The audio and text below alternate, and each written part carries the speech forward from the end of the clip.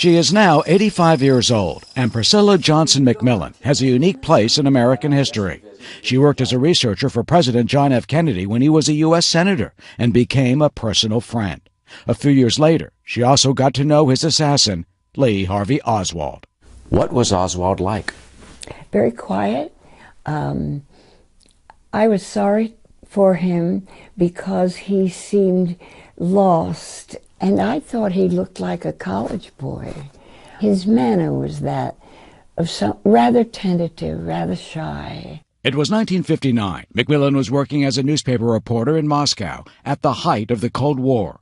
She was told Oswald, a young former U.S. Marine, was trying to defect to the Soviet Union.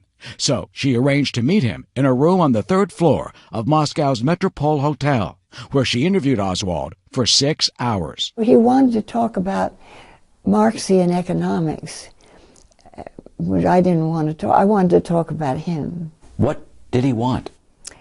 He wanted never to go back to the United States. Oswald lived in the Soviet Union for nearly 3 years, where he met and married this young Russian woman, Marina. Years later, McMillan and Marina became close friends, and she wrote this book, Marina and Lee, The Tormented Love and Fatal Obsession Behind Lee Harvey Oswald's Assassination of John F. Kennedy. What did he say motivated him? A belief in Marxist ideology, and he hated capitalism. Oswald returned to the United States in 1962.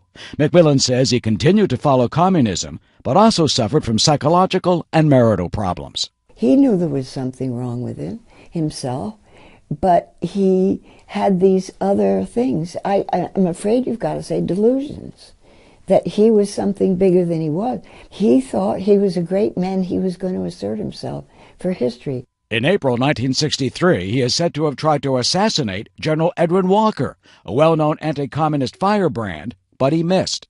He got away from it scot-free, and unfortunately, that set him up for something else. And a few days later, he told Marina he was going to go and have a look at Nixon, and she locked him in the bathroom.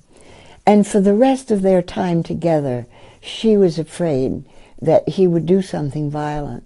By November of 1963, he and Marina were living apart. McMillan says on November 21st, the eve of the Kennedy assassination, Oswald tried to get back together with Marina, but she refused. He left her $180 and his wedding ring. I think his leaving the wedding ring was dissociating himself from her, from what he was about to do. Do you think the mafia killed President Kennedy? No. The CIA? No. LBJ? No. Oswald alone? Yeah, I do, yes. And I think he got away with it because he was alone. And I also think that if there'd been anybody else, it would have fouled him up. I would put a lot of emphasis on the mental illness.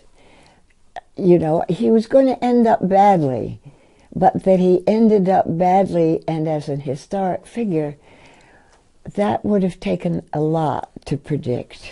And Marina thought he was sorry. He was crying. In the decades since, McMillan has reflected on her unique role, having known both assassin and victim. My motive was because Kennedy was always asking questions. He asked me many, many questions, and I think he asked everybody a lot of questions. He'd want to know why he died. He'd want to know why this young man had nothing better to do than go out and shoot someone, much less go out and shoot him. Ms. McMillan says Oswald told her, "I want to give the people of the United States something to think about." He was referring to his move to the Soviet Union, but 4 years later fulfilled that wish in a way McMillan could never have imagined. In Cambridge, Massachusetts, I'm Eric Shawn, Fox News.